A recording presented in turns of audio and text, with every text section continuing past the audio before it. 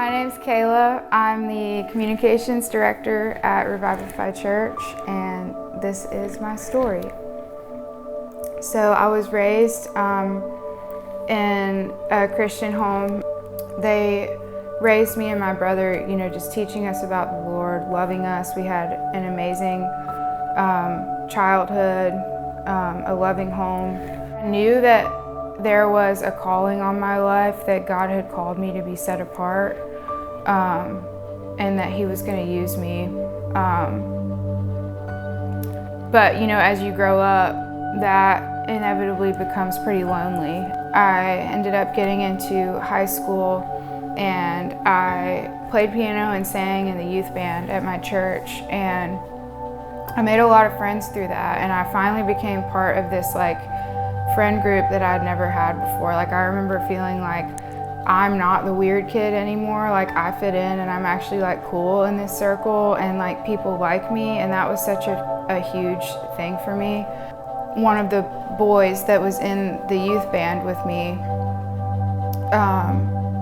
started to text me and stuff like that, and I was getting this attention from him that was filling this hole that I had always had. Almost immediately after we had started dating, the Lord spoke to me so clearly, the most clearly that He ever has, I think, in my entire life to this day, and was you need to break up with him. That was hard for me to do because, like I said, I had always had this kind of ache to be desired and be accepted and not be the weird kid or the odd one out. For the first time in my life, I felt like I finally had that, and it was amazing, and now the Lord, is asking me to give that up.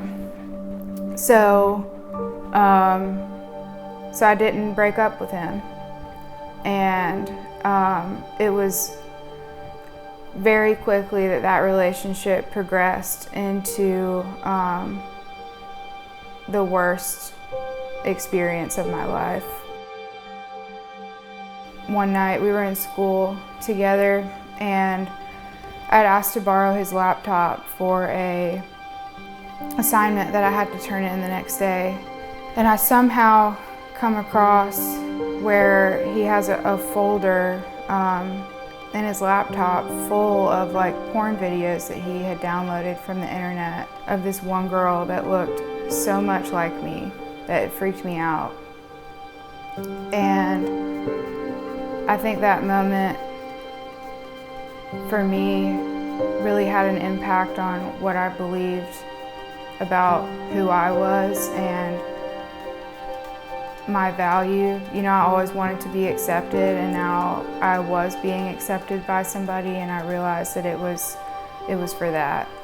I watched every single one of those videos that night, and not because I was enjoying it, but because I was learning from that what men wanted from me. I was the girl that was big on waiting for marriage, and I wore a purity ring. And so he was just continually pushing the boundaries with me, and I was trying to resist that, but at the same time, at this point, he definitely had become an idol in my life, because I knew that the Lord had told me to walk away from this relationship, and I wouldn't, because I believed that it was going to fill that hole that I had inside. That resulted in me kind of just accepting whatever it was that happened. I eventually lost my virginity to him. I think for me that was when things started to really spiral, because that was something that I said I was never going to do, and I had people looking to me as the girl who follows Jesus and is a leader in her youth ministry and is different, and I felt like I had just done the one thing that I could never take back. That shame, it pushed me away from the people that genuinely loved me and wanted to help me. It pushed me away from Jesus, and it just pushed me further into His arms. It became abusive in pretty much every sense. He would force me to watch horror movies or videos of people being hurt, like people being beheaded with a pocket knife. He would tell me all the time that I was a effing whore. He would accuse me of trying to cheat on him with his brother. He would force me to do things that were incredibly painful and degrading for me. So obviously my mental health suffered greatly. I didn't care about anything anymore, any of the things that I'd been passionate about. And I remember one night driving home from youth group and just in my mind telling myself you're such a hypocrite, and if anybody actually knew the things that you've done and who you are, nobody would love you. I truly hated myself. I hated everything about myself, and I felt like I was a mistake, like I was a problem. At this point, I just feel like I have to escape. My dad actually mentioned to me the idea of going to a Bible college in Alabama. And I was like, yeah, that I can get away for 2 years, and after that I can move somewhere else. That's what I need to get away. It was just a few days after I moved to Alabama, he called me and told me that he was gonna kill himself. He shot a gun on the other end of the phone to make me think that he had died. At that point, I think that was kind of that was the wake-up call for me. I had tried to escape by moving. Now I finally needed to cut him off. And so I did. And I fully invested in Bible college for the next 2 years. And the Lord definitely did some stuff in my life there, and I'm very thankful for that time. But unfortunately, it still was an escape. I had all of these traumas that instead of facing it, I was like, all right, I'm finally escaped from that, so I'm just gonna I'm gonna do Bible college now, and that's in the past. And I didn't actually face any of it. I didn't process any of it. I just, after he faked his suicide that day, it was like, all right, it's over, and I never thought about it again. I think that I believed if I just added enough good stuff on top of the bad things of my past, that it would eventually outweigh it. But the result of that was that I never actually allowed myself to heal. I didn't allow the Lord to heal me.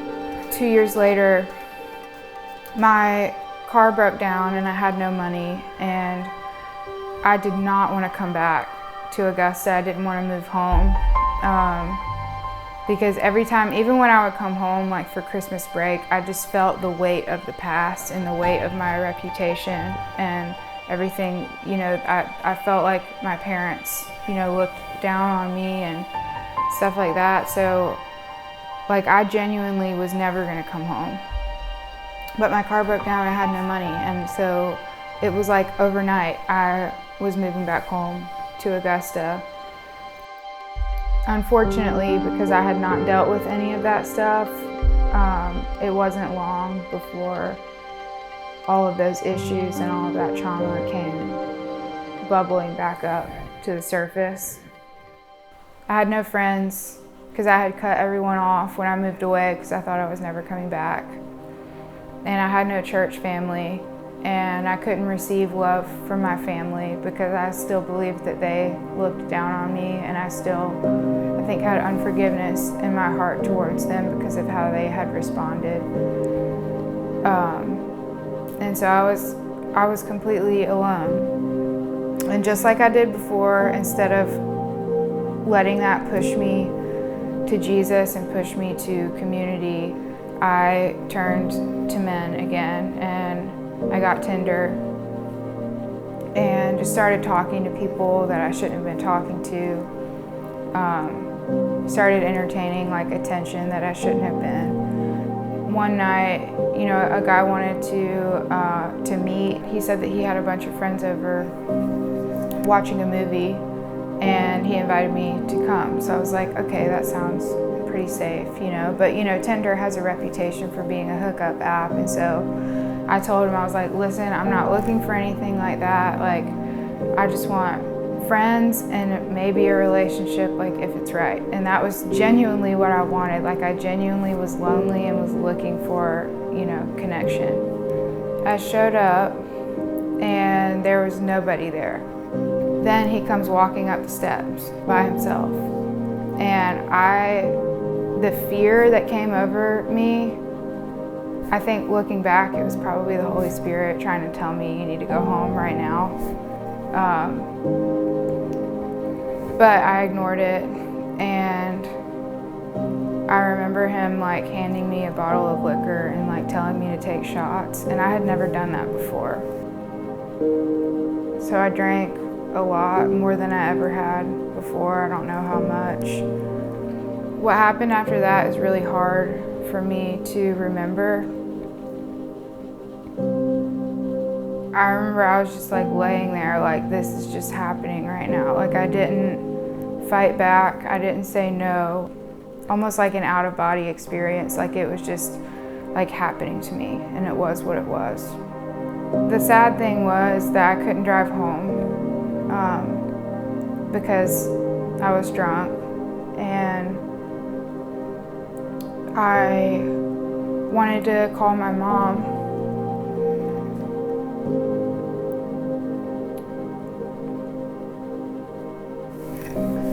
I wanted to call my mom to see if she could come pick me up, but I felt like I couldn't because I felt like I was right back in high school again.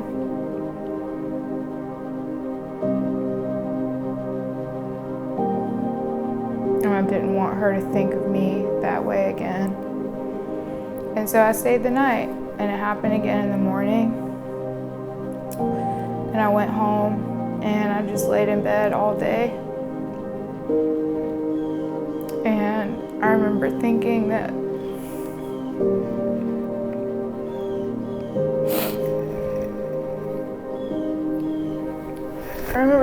everything that my high school boyfriend had said about me was true. That was who I was, and that was all I was ever going to be. I started partying a lot, and I would get blackout drunk and just like sleep with anyone that tried. I was just repeating like over and over the trauma of the past. And so that became a cycle in my life for probably about a year and a half. Like the Bible talks about being a slave to sin, like that was so real to me that I had this whole part of myself that I was at war with and I had no control over. I was just operating out of this brokenness of my past and out of these belief systems about myself and about who I was, and I couldn't free myself from it no matter how hard I tried. So while all of that is happening, I end up dating a guy who actually came from a Christian family. I actually got really close to his mom throughout our relationship, and she could just kind of see through me. And she told me about a support group at their church for victims of sexual abuse. And she encouraged me to go to it. And I remember her telling me, if you can stick through this and go to all 13 weeks, it will change your life. And at that point I was desperate. So I said yes, and I went. And shortly into the 13 weeks, one of the assignments that we had been given was to write down our story about what had happened to us and how it affected us, and then to read it out loud to the group.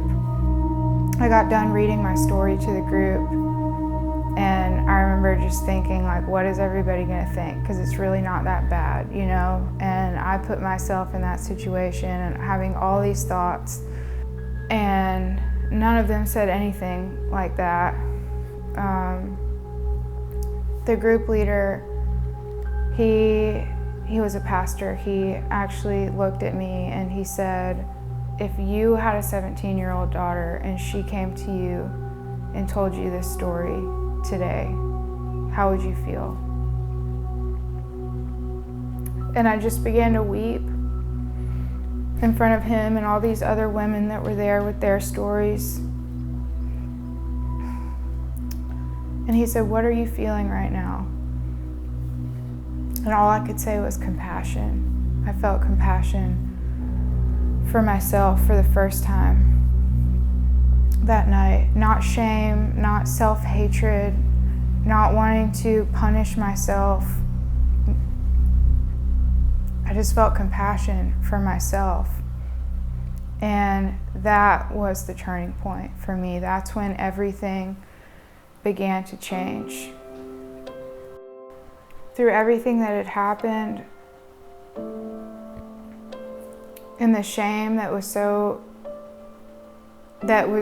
running my life, I began to believe that Jesus was the one who was exposing me, that God was punishing me for the things that I had done.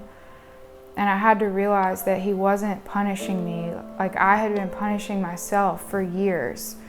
And he wasn't shaming me. Like, he was the one that was covering me. When I think back on those experiences, he was the one who was trying to protect me, who was trying to cover me, who was trying to keep me safe. And it was when I finally realized through that moment that I had compassion on myself, and I realized that the Lord had compassion towards me, that I realized that he was worthy to be trusted with every part of my life, even the parts that I was scared to give him. And I realized that he was not the Lord of my life, because he wasn't Lord of everything. I decided that it was time to give Jesus everything once and for all and never look back, because I had tried to heal myself. I tried to redeem my story. I tried to stop my sin cycles with willpower, and I failed every single time. And that brought me to the feet of Jesus. And so I finally decided, I was like, Jesus has to be Lord. He has to be the king, the master, the controller of every part of my life, my love life, my sexuality, my future, my dreams, my deepest longing to be loved. I have to surrender it to him. And so on my 24th birthday, it was baptism Sunday at church, and I got baptized as a symbol to myself and to the world that I was surrendering everything to Jesus once and for all, and I never was going to look back. I remember praying that day, Lord, if I'm single for the rest of my life, I don't care. I need you to be Lord of my life. I need you to heal me, and I need you to make me into who I'm supposed to be. I truly believed that the old version of me was gonna die under the water, and that I was gonna become a new creation when I came back up. Like, I truly, truly believed that, because I had never fully given Jesus everything. This was the first time that I was going to. And my prayer, the cry of my heart, was for him to make me new. It's crazy that it literally supernaturally, like, it actually happened. And I truly believe that it's because I finally gave him control. I stopped trying to do it all in my own strength, and I gave it all to him. So it's been almost 4 years now that I've been free from partying, from sleeping around, from porn, from severe depression and suicide. Like, I'm a completely new person, and it happened so fast. It happened on the other side of total surrender to Jesus. All of the ways that I believed that I was too far gone, that I had blown it, that my calling was lost. I thought that the Lord could never restore that stuff, and he has. We've been in ministry for almost 4 years now, 3 as a couple. Elijah, to me, every day he's a reminder of the Lord's heart towards me, that the past is gone and that all things have become new. And he said, on our second date, I knew that you had been one way before and you weren't that way anymore. And I decided in my mind that whatever had happened in your past, that it didn't matter because it's not who you were anymore. That was so amazing to me because it just reflected the Lord's heart towards me, that all of these things that I had that to me have colored my identity or have affected like my self-worth and stuff like that, it's like not even a big deal. It's like, okay, so what? That was the old person. You're a new person now. My whole life, everything that I have, not just my marriage, but walking in my calling and being free from depression, and everything that I have that's good in my life is an undeserved gift from Jesus that I never could have earned. I never could have deserved it. Looking back, like, it would be easy for me to be filled with regret and shame. But now, because of the restoration work that Jesus has done in my life, when I look back, I'm not filled with regret, I'm filled with thankfulness, because I know that it's given me, that it's allowed me to know Jesus in a way that I would not have been able to had I not had to face the darkest parts of my heart. And I'm thankful for everything that I went through, that it showed me who He really is, and it's filled my life with purpose.